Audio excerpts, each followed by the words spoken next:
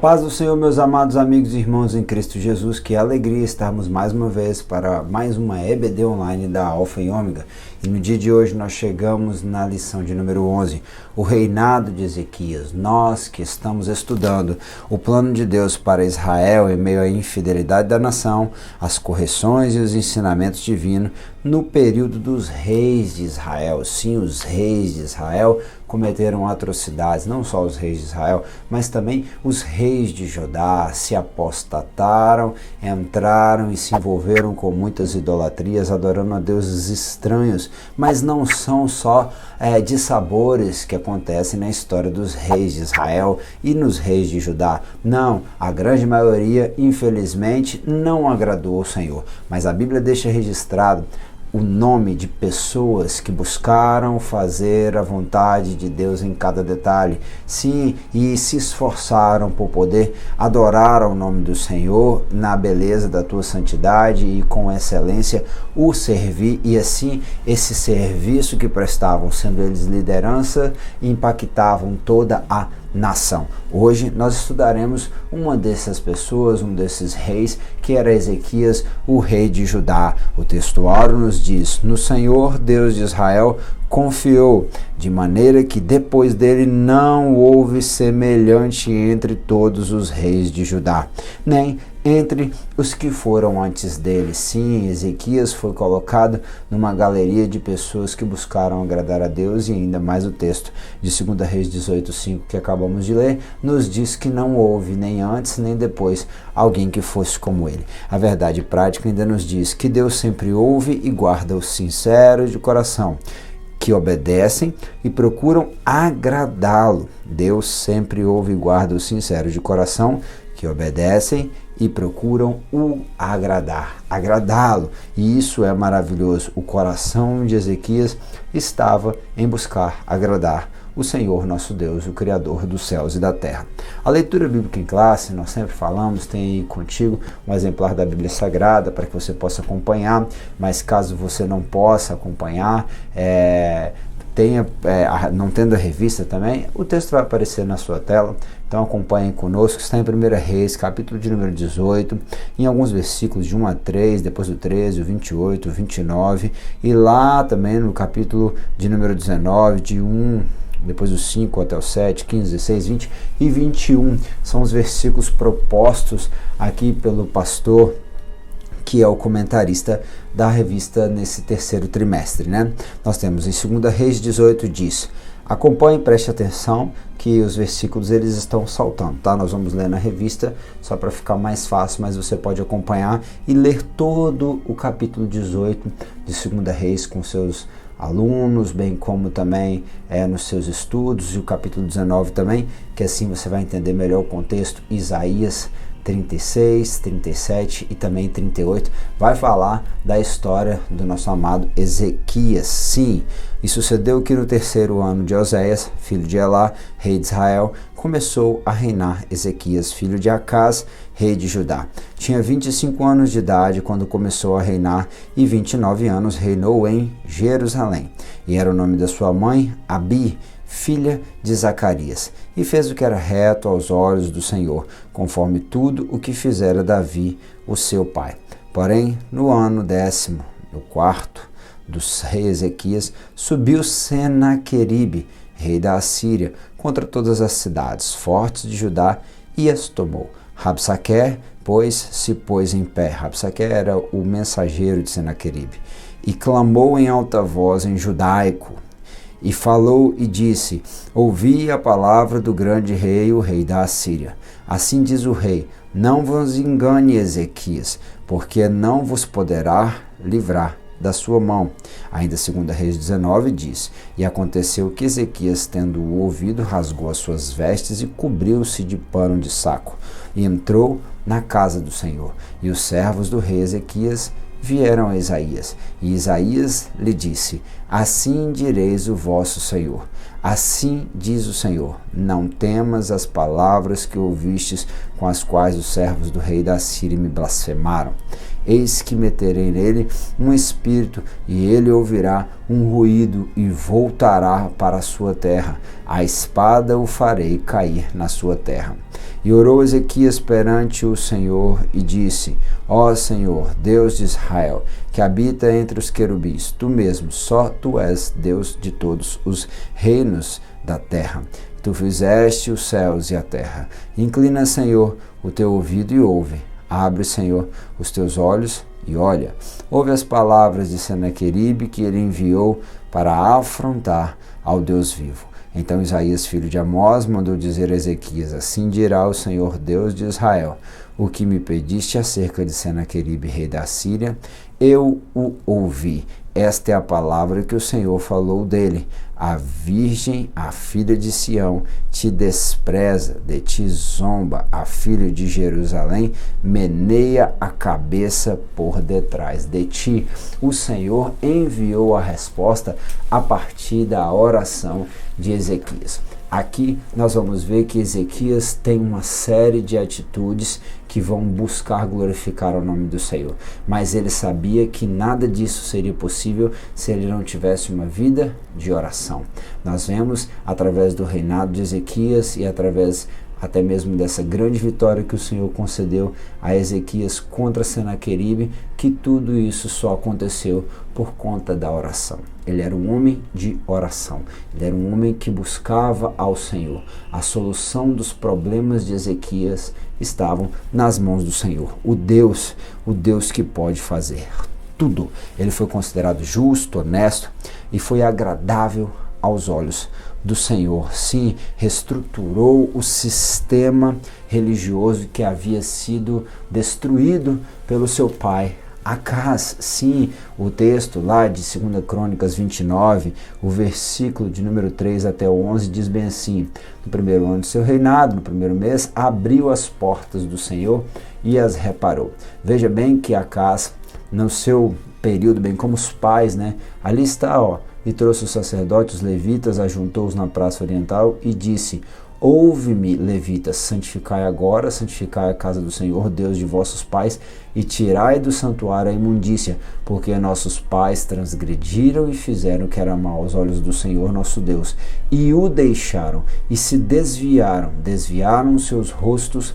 do tabernáculo do Senhor e lhe deram as costas. Sim, também fecharam as portas do alpendre e apagaram as lâmpadas e não queimaram incenso nem ofereceram holocausto no santuário ao Deus de Israel. Bem, lá no livros do Pentateuco, quando o Senhor deu as ordens a Moisés, a Bíblia diz, e o Senhor deixou registrado para Moisés, que o fogo não se apagará diante do altar.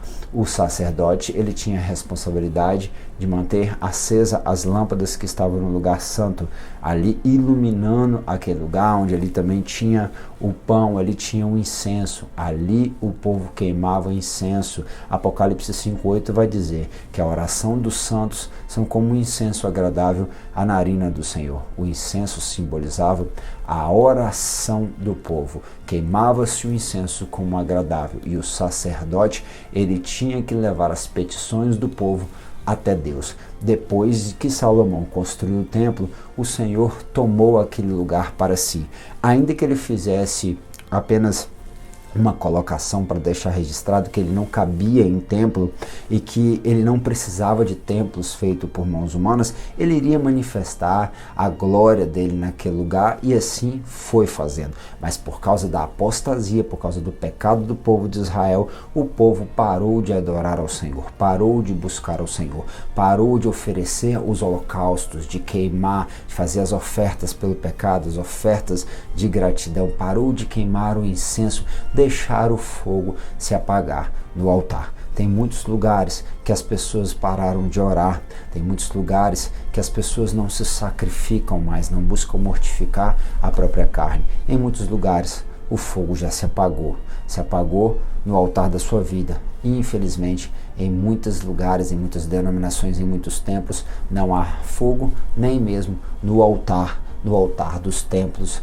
o altar da nave, não tem fogo dos ministros que possam assim falar da palavra do Senhor e manifestar o Espírito Santo de Deus, o nosso Consolador, que Jesus falou que estaria conosco até a consumação dos séculos, a manifestação, aquele Espírito que nos lembra do pecado, da justiça e do juízo. Em muitos lugares, infelizmente, isso também tem acontecido. Acaz, o pai de Ezequias, era um homem profano, era um homem terrível. Lembra de Acaz, aquele que construiu o relógio que fazia ali uma sombra e a luz do sol batia e mostrava o horário no chão? Sim, esse homem era um homem que se envolveu com a cultura pagã e deixou de lado o templo do Senhor, a ponto da casa do Senhor estar abandonada e ser sucateada, né? Virar ali um ambiente abandonado. E nós sabemos como muitos prédios, muitas casas, muitos monumentos, quando eles são abandonados, eles tendem a ser vandalizados, né? E ali também nós vamos ver que Ezequias não somente abriu as portas, como reparou as portas. Ei, Jesus falou: eu sou a porta, aquele que entrar achará pastagens, entrará e sairá e achará pastagens. Lembra o que fez Neemias quando voltou com o povo lá de Babilônia? Ele reparou as portas. Esdras reparou o altar, reparou as portas do templo. Nós precisamos reparar as portas. As portas, elas são aquilo que estão relacionados às entradas e saídas. Como é que estão as portas do teu coração? As portas da vida? Como é que estão, né, as fontes de entrada e de saída de informação? Bem, nós precisamos reparar as portas e nós precisamos entender que Jesus precisa estar em cada detalhe das nossas vidas, sendo que nós somos o templo do Espírito Santo. Ezequias buscou fazer isso, reparar, e aí ele foi santificar a casa do Senhor, e ele chama os sacerdotes, ele chama os levitas também para se santificar. Agora me tem vindo ao coração que façamos uma aliança com o Senhor, o Deus de Israel, para que se desvie de nós o ardor da sua ira. Agora o rei, a liderança maior de Judá, está chamando os sacerdotes e os levitas. Veja o carinho que aquele homem de Deus tinha para com os sacerdotes e os levitas.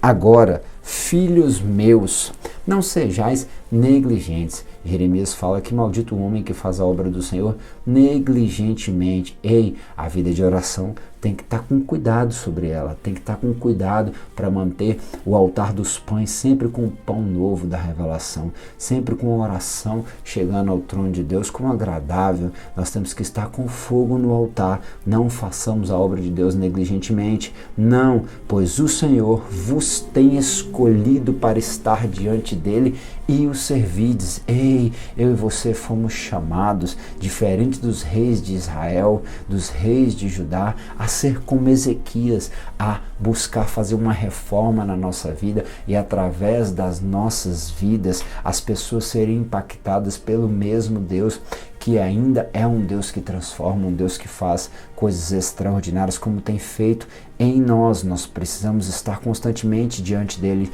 para que assim a nossa vida e aquilo que falarmos expressem a vontade dele, a glória dele, de modo que assim as pessoas possam, por intermédio de nós, se achegar a ele. Ou seja, nós estamos aqui servindo a ele, somos ministros, e que nós venhamos a sempre queimar incenso, as nossas orações estejam sempre subindo e estando diante do nosso Deus. Ezequias deu ordem que oferecessem holocausto sobre o altar. O holocausto, você já sabe, é queimar completamente, era a queima de um animal puro, um animal santo, que morria por conta do pecado. Símbolo de Cristo na cruz do Calvário. Nós precisamos valorizar aqui o sacrifício de Jesus. Ezequias estava valorizando o ápice do culto, que era o sacrifício de um animal puro para perdoar os pecados. Isso tinha sido abandonado, ele está valorizando. Começou também o canto do Senhor.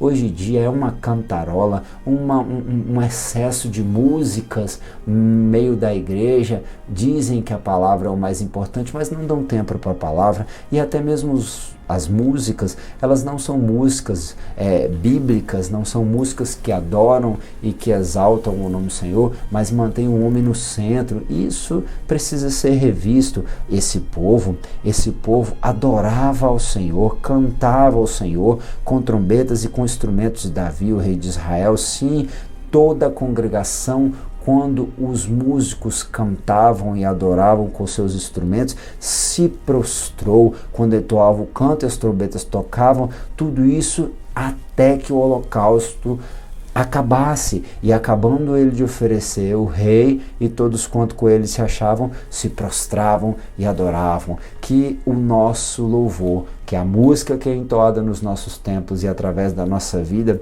possa impactar as pessoas, que elas possam querer se colocar na cruz, se colocar como Cristo se colocou, como um cordeiro mudo na cruz, que nós possamos estar sempre morrendo para nós mesmos, para que Cristo seja glorificado, que a nosso louvor, que a nossa adoração, ela possa fazer com que nós venhamos a nos prostrar diante da graça, da glória de Deus, e também conduzir outras pessoas a se mortificarem, a se prostrarem e assim o tempo inteiro adorarem o nome do Senhor. Que a nossa vida seja uma vida de culto, que a nossa vida, como Ezequias, seja um exemplo para que outros possam se sacrificar, se prostrar e adorar ao nome do Senhor. Um texto de 2 Crônicas ainda vai mostrar um pouco dessas reformas que Ezequias fez. Reabriu as portas do templo, né? Ele ainda foi celebrar a Páscoa que não era celebrada desde a época de Salomão. Veja bem, a Páscoa que era o exemplo desse oferecer holocausto, lembrando do cordeiro que foi morto, o cordeiro a qual o povo de Israel passou do seu sangue sobre os umbrais da casa no dia em que Deus mandou matar os primogênitos no Egito. É importante nós lembrarmos do sacrifício do cordeiro. Ainda 2 Crônicas 29 vai dizer: então foram ter com o rei Ezequias e disseram: já purificamos toda a casa do Senhor, como também o altar do holocausto e com todos os seus utensílios, a mesa da proposição com todos os seus utensílios. Lá na frente, Ezequias vai se levantar de madrugada e reunir os líderes da cidade e subiu à casa do Senhor. Eu e você precisamos ter uma vida de intimidade com o Senhor. A minha vida de intimidade com o Senhor precisa inspirar a outros homens a ter também uma vida de intimidade com o Senhor. Imagine as nossas lideranças tendo uma vida de profunda intimidade com o Senhor, buscando pelas madrugadas, orando, estudando, jejuando e assim, dia após dia, buscando ir na casa do Senhor, orando congregacionalmente junto com os irmãos, e assim trouxeram os novilhos e foram oferecer o sacrifício. E o sacrifício que eles ofereceram era pelo pecado, o pecado das lideranças antigas. Olha, pelo pecado deles mesmos, oferecendo um sacrifício pelo pecado, oferecendo um sacrifício pelo reino, oferecendo um sacrifício pelo santuário, oferecendo um sacrifício por Judá. Judá significa júbilo, Judá significa alegria. A alegria estava em novamente servir a Deus como Deus requeria, e Ezequias estava promovendo essa reforma, que essa reforma venha acontecer em mim e em você, sim, que nós possamos nos alegrar em servir a Deus como Ele deseja e nos instrui pela sua palavra, e isso possa assim fazer com que nós venhamos a clamar e pedir perdão pelos nossos pecados, que nós possamos clamar pela obra que nós estamos fazendo para o reino de Deus, que nós possamos clamar pela nossa igreja local, pelo santuário e também por Judá, que era a nação. Sim, nós possamos clamar para que a nossa vida, o avivamento que como foi na vida de Ezequias, impactou todo Judá, impactou todo o reino, impactou toda a nação, possa também impactar a nossa cidade, o nosso estado, a nossa nação, por intermédio da glória e da graça de Deus, a transformação que Deus tem feito em nossas vidas. Nós vamos ver que esse homem, ele foi um homem que buscou reconhecer a Deus em tudo, mas isso ele buscou reconhecer a Deus em tudo e agradar a Deus em tudo, glorificar a Deus em tudo, porque ele também buscou reconhecer o seu verdadeiro estado, o verdadeiro estado de pecado da nação, como nós acabamos de falar, nós vamos ver que ele foi purificar-se. Assim, ele foi purificar e convidou a purificação dos sacerdotes, a purificação dos levitas, como nós lemos, a purificação dos utensílios do templo, a purificação do templo, reparar o templo, as portas do templo, para voltar à adoração. E isso é extraordinário, uma adoração que iria impactar também toda a nação. Isso é maravilhoso. Enquanto muitos querem impactar a nação por intermédio de manifestações, requerendo seus direitos políticos, eu não sou contra, mas eu preciso que você saiba, pelo menos é a minha opinião, eu preciso te dizer, Jesus falou para Pilatos, o meu reino não é deste mundo, e se nós queremos impactar esse mundo, nós precisamos trazer o reino de Deus para cá, e isso acontece manifestando a transformação em nossa vida, a reforma em nossa vida, buscando agradar a Deus através das nossas vidas, e assim as pessoas que nos cercam serão impactadas, e isso vai desencadeando algo extraordinário espiritual e que vai modificar na vida de tantas outras pessoas, né? Além de toda a reforma, ele celebrou a Páscoa e todos foram convidados, inclusive as tribos do norte foram convidadas a participar desse grande evento que era de lembrança, um memorial que adorava o nome do Senhor, lembrando que Deus tinha tirado o povo do Egito. Nós vamos ver que a obra que Ezequias estava fazendo estava gerando um grande avivamento, um avivamento que vinha pela palavra, a palavra que nos constrange, a palavra que nos quebranta, a palavra que nos mostra o quanto estamos errados, que nos convida ao arrependimento. O arrependimento gera quebrantamento, e o quebrantamento o Senhor não, um coração quebrantado o Senhor não resistirá. Ele rompeu com as idolatrias. Sim, quando nós reconhecemos os nossos erros, veja bem, lá em cima, naquele primeiro texto de 2 Crônicas 29, quando nós lemos, né, ele vai falar, vamos tirar do santuário a imundícia. O pecado do povo de Israel e de Judá estava tão grande que até a casa do Senhor estava corrompida. Cuidado com os pequenos altares que nós colocamos. Tudo aquilo que nós colocamos entre nós e Deus se torna idolatria, e nós precisamos arrancar essa imundícia. Isso é algo extraordinário. Nós vamos ver no tópico de número 2 agora, que esse homem que viveu uma experiência extraordinária com Deus, que viveu uma reforma maravilhosa, que trouxe de novo a glória de Deus para a nação, porque buscava adorar ao Senhor na beleza da tua santidade, e diante, reconhecendo a grandeza e a glória de Deus, a santidade de Deus, ele foi sim afligido. Não é porque eu e você estamos na presença do Senhor, buscando agradar a Deus fielmente, buscando fazer a vontade do Senhor, que nós não seremos afligidos, que nós não teremos dificuldades e que muitas das vezes nós não seremos afrontados. É claro que hoje, ainda que pessoas se levantem, elas são apenas instrumentos de Satanás que o Senhor muitas das vezes permite para que sejamos provados, e como Ezequias venhamos a buscar o recurso, a resposta, a solução, a defesa, a vitória na batalha no Senhor, que é quem pode nos ajudar. O texto vai dizer em 2 Reis 18 que o rei da Assíria, que transportou a Israel para a Síria e os fez levar a Laiabor junto do rei Gozã e as cidades dos Medos, porquanto não obedeceram à voz do Senhor seu Deus, antes transgrediram a sua aliança, só lembrando que o rei da Assíria já tinha oprimido ali a nação de Israel e agora estava vindo em direção a Judá. Depois dessas coisas, desta verdade, veio Senaqueribe, o rei da Síria, entrou em Judá e acampou-se contra as cidades fortificadas e tentou apoderar-se delas, cercou Jerusalém e tentou apoderar-se das cidades de Judá. E assim disse Senaqueribe, depois de mandar ali a Rabsaque, um representante do seu reino, agora a Rabsaque vai se apresentar e vai ler a carta do rei e vai dizer, assim disse Senaqueribe, o rei da Síria, em quem confiais vós para deixar de sitiar a Jerusalém? Porventura não vos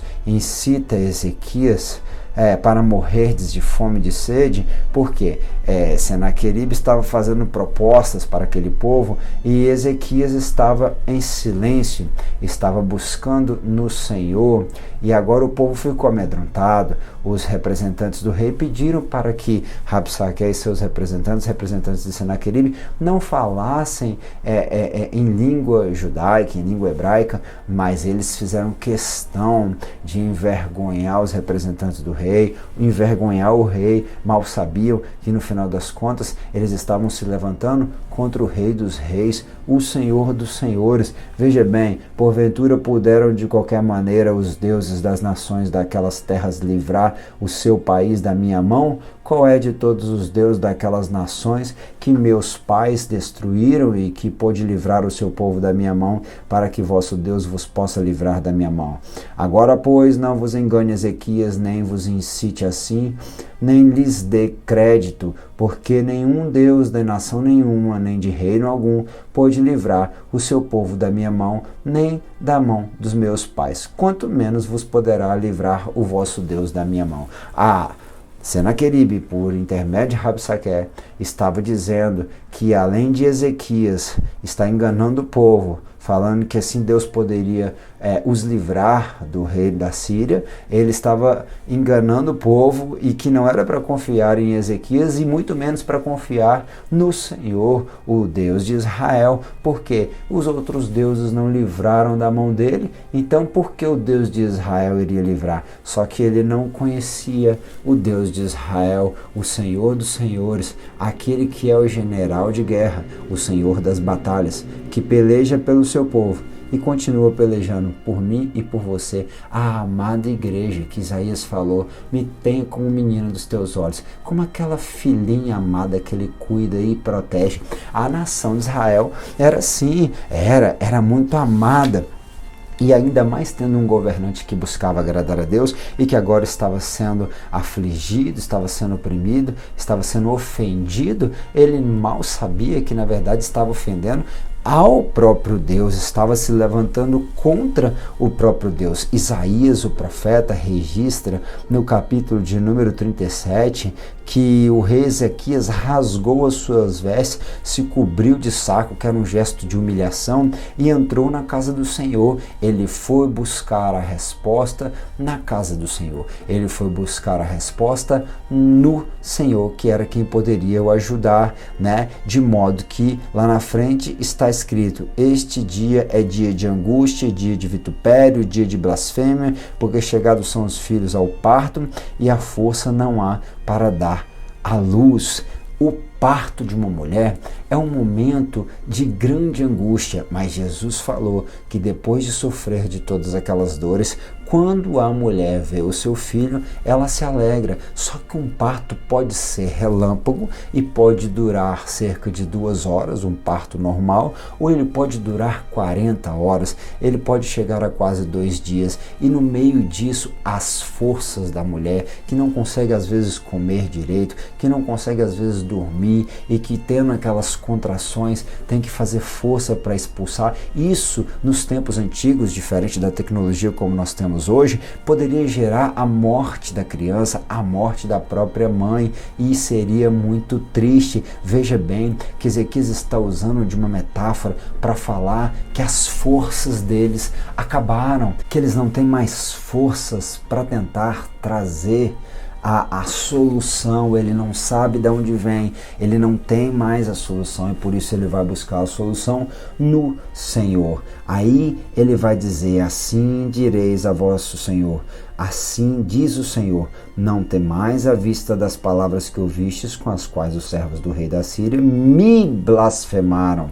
Eis que porei nele um espírito, e ele ouvirá um rumor, sim, e voltará para a sua terra, e falo-ei cair morto a espada na sua terra. Então Isaías, filho de Amós, mandou dizer a Ezequias: assim diz o Senhor, Deus de Israel, quanto ao que pediste acerca de Senaqueribe, o rei da Assíria. O nosso Deus trouxe a resposta para a oração do rei. Eu creio que se você orar, Deus pode trazer uma resposta, ele pode entrar na causa. Se você buscar agradar a ele e exaltar o nome dele em cada detalhe da sua vida e fazer com aqueles que estão subordinados a ti, seja tua esposa, seja os teus filhos, seja os teus estudantes na sua classe de escola bíblica dominical, as tuas tuas amadas ovelhas, que você tem cuidado como ovelhas do Senhor, seja aonde for, que Deus possa te usar de forma extraordinária para que aqueles que estão debaixo da tua proteção, debaixo da tua autoridade, possam também visualizar que Ele é Deus e que Ele entra na causa do seu povo. E assim Ele entrou na causa de Ezequias, e o Senhor ainda disse que Senaqueribe não entraria naquela cidade.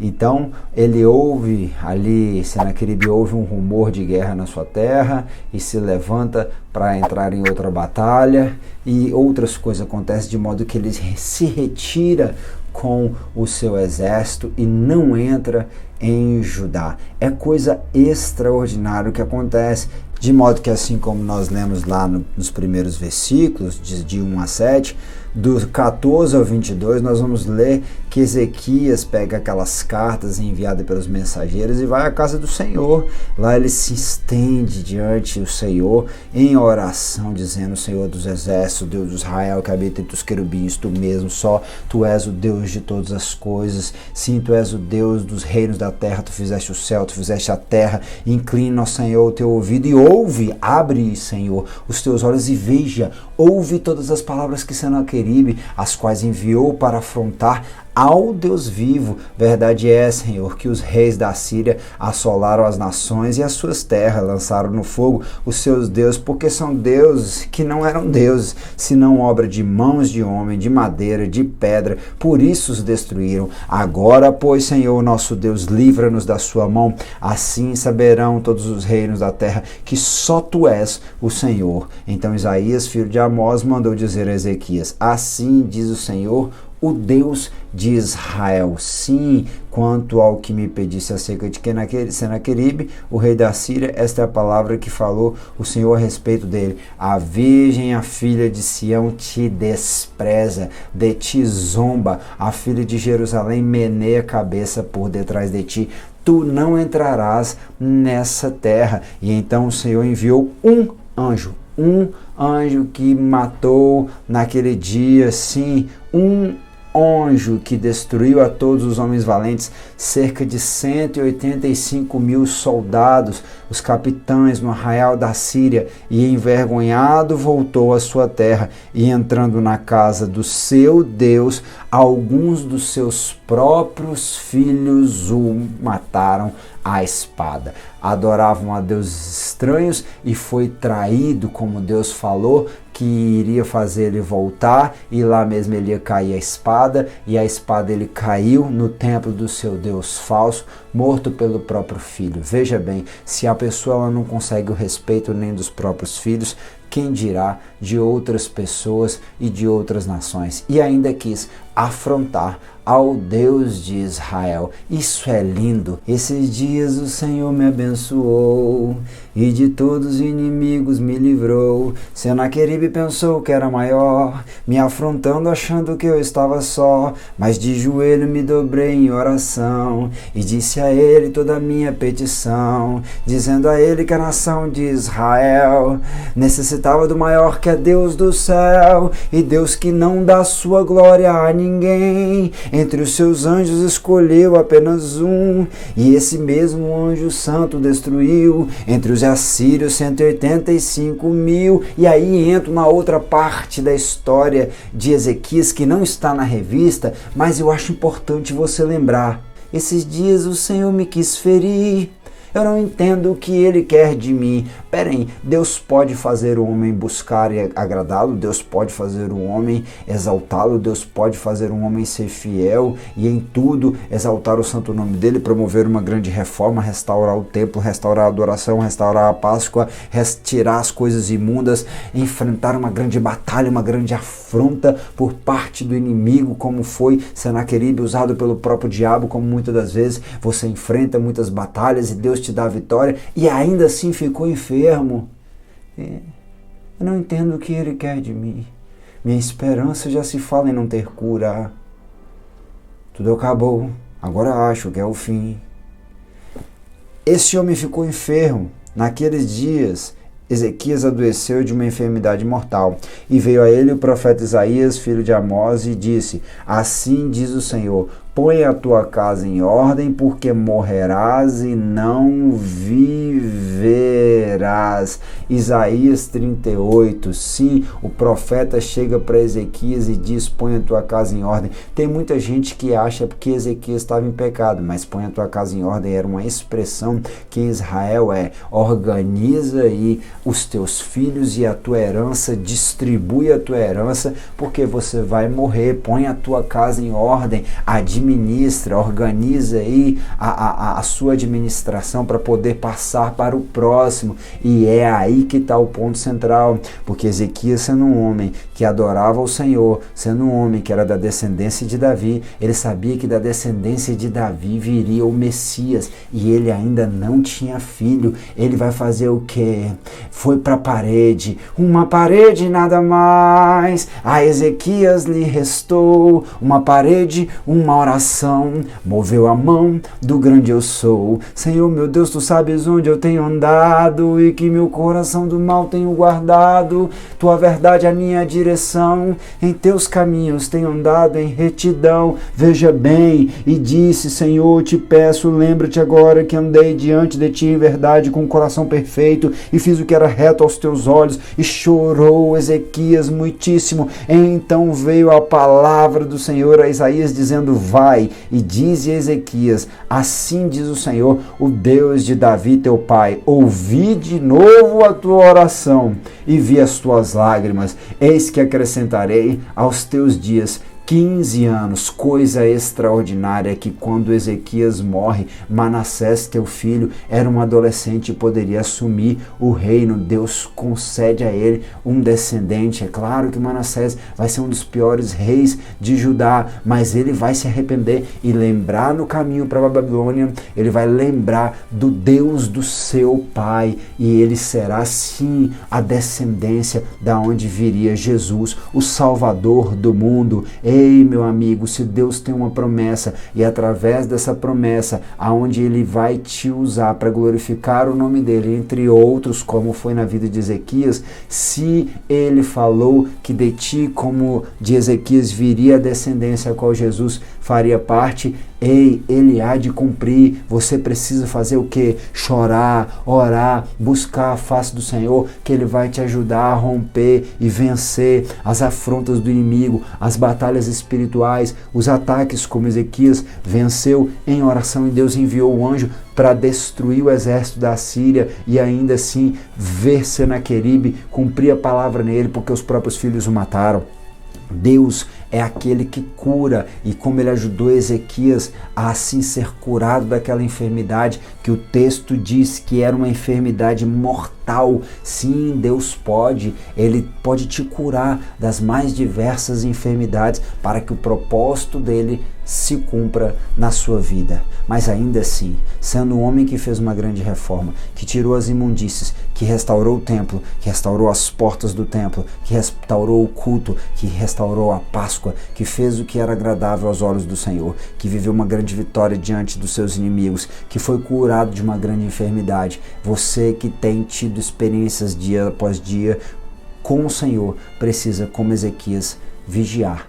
O texto de Isaías 39 vai dizer que Ezequias não vigiou, e quando recebeu a visita de Merodach-Baladã, filho de Baladã, rei de Babilônia, com a sua comitiva, ele mostrou tudo que tinha no reino. Não abra as portas da tua intimidade para quem não te conhece. Não abra as portas da tua intimidade para pessoas que aparecem e que você nem sabe se são seus amigos. Cuidado. Ele abriu para Merodach-Baladã, e esse era do reino da Babilônia. Isaías então se levanta e fala: o que você mostrou para eles? Mostrei tudo que tinha no meu reino. Então tudo que tinha no seu reino um dia será levado para a Babilônia. E ele reconheceu que essa era uma palavra do Senhor. E o Senhor falou ainda mais: até os teus filhos, até os que procederem de ti, as tuas gerações tomarão para que sejam eunucos no palácio do rei da Babilônia. Por quê? Porque não vigiou. Homens de Deus, nós precisamos vigiar. Que Deus te abençoe e te guarde, que Ele resplandeça sobre ti o teu rosto, que Ele tenha misericórdia de ti, que Ele te dê a paz, que Ele crie no teu coração um desejo de orar, de mais uma vez se santificar como santificou os levitas, como santificou o sacerdote, te santificar e te conduzir à oração para que o incenso suba às narinas de Deus agradavelmente, sim, que você possa manter o fogo aceso no altar, que você busque restaurar as portas para que o mal não possa entrar, mas que você viva em Cristo, e ali em Cristo, Ele que é a porta, você entre e saia e ache sempre pastagens, que em tudo você possa buscar lembrar do sacrifício do Cordeiro, valorizando a Páscoa como Ezequias fez, que Deus te ajude nas batalhas, lembrando que quem luta por ti é o Senhor dos Exércitos, e Ele é general de guerra, nunca perdeu uma batalha. Sim, Ele venceu Senaqueribe, Ele venceu a Assíria para Ezequias, para o povo de Deus, para Judá. Sim, porque aquele povo buscava agradar ao Senhor. Que Deus te ajude a buscar agradar a Ele, porque assim Ele há de vencer as suas batalhas. Se a enfermidade te alcançar, que Deus quebrante o teu coração, que você ore e sabendo da vontade dEle, você possa desfrutar do milagre, para que ao seu tempo o propósito venha se cumprir e enfermidade nenhuma possa te impedir de viver aquilo que Deus quer para ti. E que você vigie. Vigie, meu irmão. Olhando, orando e vigiando, porque os dias são maus. Sim, e o inimigo ele está ao nosso derredor bradando, tentando tragar a alma daqueles que estão desapercebidos. Que Deus em Cristo te abençoe. Se essa aula te ajudou, deixa o seu curtir, o seu gostei, o seu glória a Deus nos comentários. E se permitir o Senhor, semana que vem nós estaremos aqui. Tenha um bom final de semana.